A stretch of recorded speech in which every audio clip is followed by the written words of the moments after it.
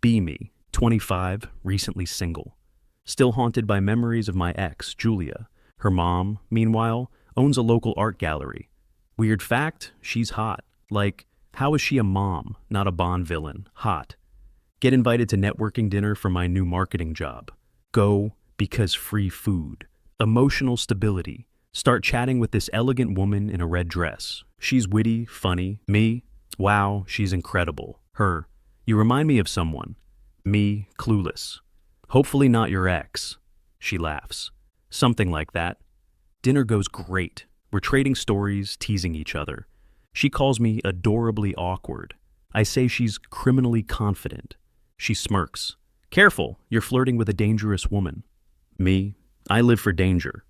Later that night, we step outside for air. She gives me that look, the I might ruin your life look. I actually want my life ruined. We exchange numbers. Me walking home like, damn, she's amazing. Next day, text her, had a great time, hope we can meet again. She replies, you might regret that when you find out who I am. Confused, later that afternoon, get a call from Julia. You were at that dinner last night? Yeah, why?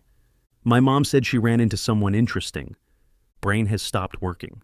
Wait, her mom? I checked the photo she posted. Same woman, same dress, same devastating smirk. My face when I accidentally flirted with my ex's mom. And she flirted back? Wake up with a sense of dread. Just realized I was flirting with my ex's mom, aka the woman who raised my heartbreak. Brain, avoid her. Heart. But she's kinda amazing though. Me, shut up traitor. Plan is simple. 1. Delete her number. Second act like last night never happened. 3. Avoid all gallery events until the end of time. That lasts exactly 48 hours.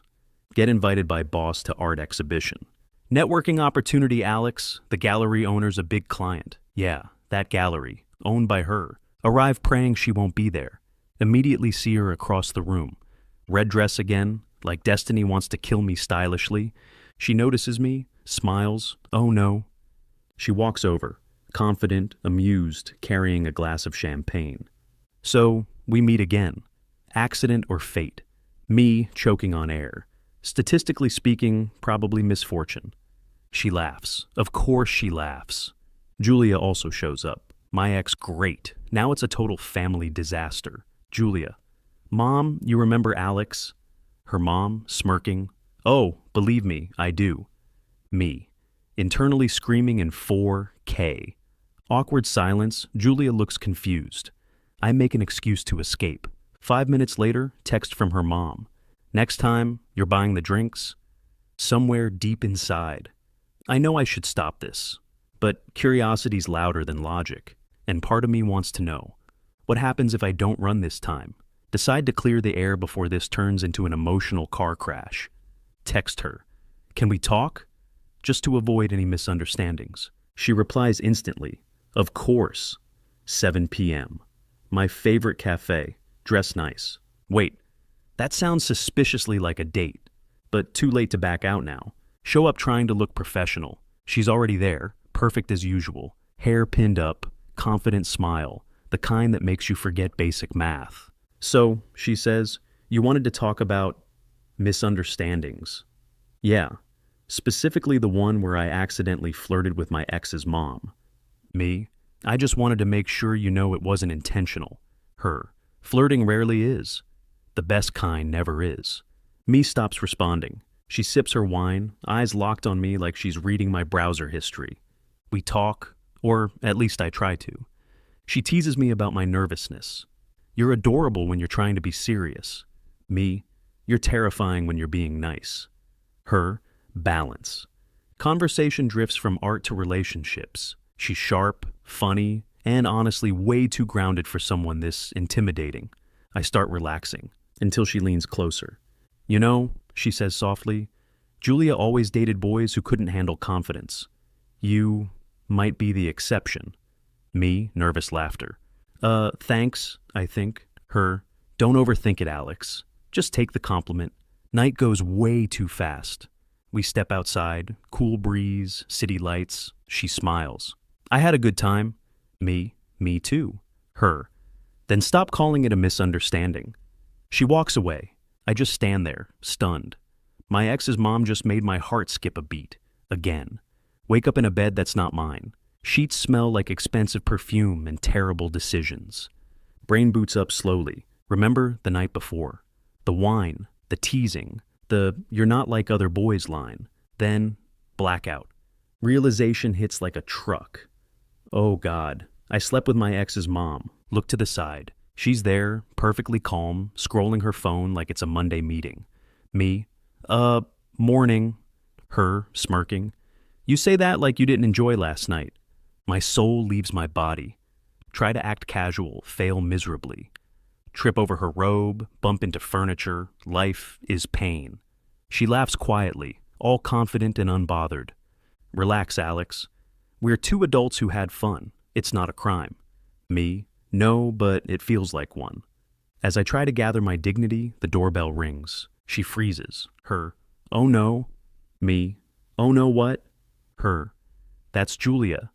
Me, oh no what? I barely have time to panic before she opens the door. Julia walks in, coffee in hand. Mom, I wanted to... She stops mid-sentence, sees my shoes by the couch, sees me standing awkwardly behind the doorway, shirt half tucked, guilt radiating off me like Wi-Fi. Julia has stopped responding. Silence. Birds outside literally stop chirping. She blinks. Once, twice. Then just says coldly, "You've got to be kidding me." I open my mouth to explain, but what can you even say? Surprise, your mom's a better conversationalist? It's not what it looks like when it's exactly what it looks like. Julia grabs her purse, storms out without another word. Door slams. Her mom sighs, sips coffee like nothing happened. Well, she says, that could have gone smoother. Me, you think? And that's how I officially achieved what no man should ever achieve. Ruined my reputation. Destroyed my ex's peace. And somehow caught feelings for her mom. 2 days after the apocalypse. Still trying to process the fact that I accidentally turned my dating life into a daytime soap opera. Decide best course of action equals lay low. Act normal. Avoid all human contact. Walk into office. Everyone's suspiciously quiet. Eyes following me like I'm the main character in a reality show. They all binge. Start feeling uneasy. Then, boom! Office door slams open. It's Julia, full fury mode unlocked. Red face, shaking, holding her iced latte like a weapon of justice. You think you can just sleep with my mom and pretend like nothing happened? Entire office collectively gasps like they just watched a plot twist in Game of Thrones. My boss literally peeks out of his office like a meerkat. Me? Julia, can we not? Julia. Oh no, we're doing this here. Coworker Dan whispers, this is better than Netflix. HR lady typing furiously like she's writing a thesis on workplace trauma. Julia keeps going. Was she better, huh? Did she teach you things, Alex? Some guy in back snorts coffee through his nose. Me wanting to melt into the carpet. Finally, my boss steps out. Miss, personal matters shouldn't be discussed in the workplace. Julia turns to him, points at me. Then tell your employee to stop ruining families. Boss crashes, quietly goes back into his office. Security eventually escorts her out. Me left, standing in silence. HR gives me, we need to talk look. Coworkers trying not to laugh. Dan pats my shoulder. Bro, you didn't just date her mom, you main quested her mom. Whole office bursts out laughing. Me. Critical failure. Get called into HR office. Expecting termination. Instead, she sighs. We're not firing you, but please, no more family drama in company premises. Me. You got it. Leave her office. Hear whispers immediately start again. That's him. The mom guy. And that's how I became a legend for all the wrong reasons. Day after office meltdown. Half of company now calls me MILF Whisperer. Consider moving to another city, changing name, growing beard, living as a monk. Evening, doorbell rings. Check peephole. Oh no, it's her. Julia's mom, aka Laura, aka the reason HR has my name on a sticky note. Open door awkwardly. She looks calm, composed, and way too put together for the chaos she caused in my life. Can we talk? Me. Do I have a choice? Not really. Fair enough. She walks in like she owns the place, sets her purse down, glances around. You live like a man who doesn't have curtains. Because I am a man who doesn't have curtains. Figures. Sit opposite each other. 10 seconds of silence. Me. So, that went well. Julia's dramatic, but she'll get over it. She always does. I don't think the office will. She smirks. Maybe they're just jealous. Me overheating. Finally, I sigh. Look, I didn't mean for any of this to happen. I wasn't trying to hurt anyone. I know, she says quietly. It wasn't exactly my proudest decision either. Pause. She looks at me. Really looks. But I don't regret it. Heart stopped responding. I try to say something smart like, me neither, but it comes out more like a confused mumble. She laughs softly. You're cute when you panic. Me. That's not helping. She stands up, walks closer, places a hand on my shoulder. You've had a rough week. Let's just say I came here to apologize. Accepted. And maybe to make it up to you. Brain. Abort mission. Heart. Let her talk. She kisses my cheek, soft, brief, and for a second, I forget how complicated this all is. She pulls away, smiles faintly. You're a good man, Alex. Don't let my daughter convince you otherwise. Grabs her purse, walks to the door, turns back once more. Dinner sometime? As adults this time? Me. Yeah, I'd like that. She smiles. Then it's a date. Door closes. I sit there, stunned. Dan texts me later. So, second mom, date confirmed? Me. Get lost. Him. Already there, bro. Save me a seat. A week later, reputation still in ruins, but at least I'm not trending in the office Slack anymore. Laura texted, dinner tonight? No drama, promise. Decide to risk it. Dress nice, try to look like man whose love life isn't a sitcom. Meet her at quiet, classy restaurant. She looks stunning. Elegant dress, confident smile, glass of wine already half gone. Me, you sure this is a good idea? Probably not. But good ideas are boring. Okay, fair point. Dinner actually goes great. We laugh, talk about work, life, how insane the past week's been. Turns out she's funny, sharp humor, calm energy, total contrast to her daughter's chaos. She says, you know, Julia always goes for the loud ones. Never thought she'd lose her mind over someone decent. Me. High praise, I think. Take the compliment before I change my mind. For first time in forever, I relax. Then, as if summoned by irony itself, the door opens, Julia walks in, with friends. Our eyes meet instantly. The universe pauses to laugh at me. Her jaw drops. Her friends whisper. Laura mutters, "Of course!" Julia storms over.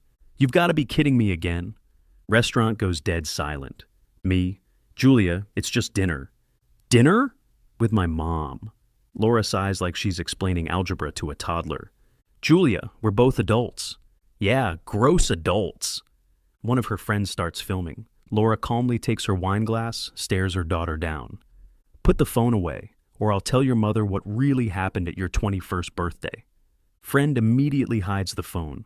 Legendary intimidation skill unlocked. Julia looks between us, furious. You can have him. He's your problem now. Storms out again, almost trips on rug. Restaurant collectively exhales. Laura just takes a sip of wine like nothing happened. Well, she says, that went better than last time. I can't help laughing. You have a very optimistic definition of better. You're still here, aren't you? We finish dinner, still laughing. She drives me home. Before I get out, she says softly, You sure you want to keep doing this? It's messy. Yeah, but worth it. She smiles. Good answer. And that's how I ended my most chaotic dinner date. Still somehow in the game. And, against all odds, falling for my ex's mom. 2 months after Dinnergate. HR finally stopped giving me the side eye. Office gossip cooling down, replaced by new scandal about stolen lunches. Life surprisingly peaceful. Laura and I still seeing each other. No drama, no hiding, no weirdness. Okay, maybe a little. She's steady, confident, funny. It's weird how right it feels after everything. We spend weekends together, sometimes cook, sometimes just watch movies. She rolls her eyes when I pick dumb comedies. I roll my eyes when she picks documentaries about wine or architecture. It works. Julia eventually texts, "I'm over it. Don't make me regret maturing." I reply, "Wouldn't dream of it." She doesn't block me again. Progress that one Sunday, we all end up in the same cafe. Me, Laura, Julia. Awkward silence for the first 10 minutes. Julia finally says, "You make her happy." I can see that. Laura smiles softly. Me, "I try my best." Julia, "Yeah, well, don't screw it up. I don't want to deal with both of you crying." Classic exit line. Finishes her coffee and leaves. Laura chuckles. That went surprisingly well. She didn't throw a drink at me. I'll take that as victory. Drive home after. She leans over, resting her hand on mine. "You realize how insane this all was?" "Totally, but kinda worth it. Completely worth it."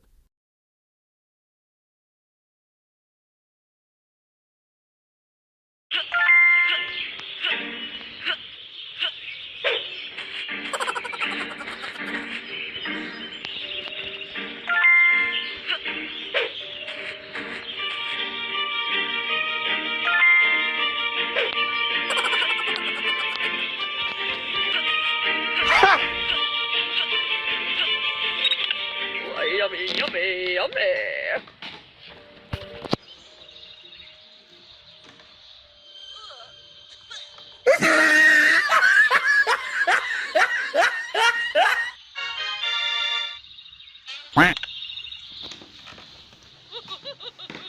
This will always be my favorite show.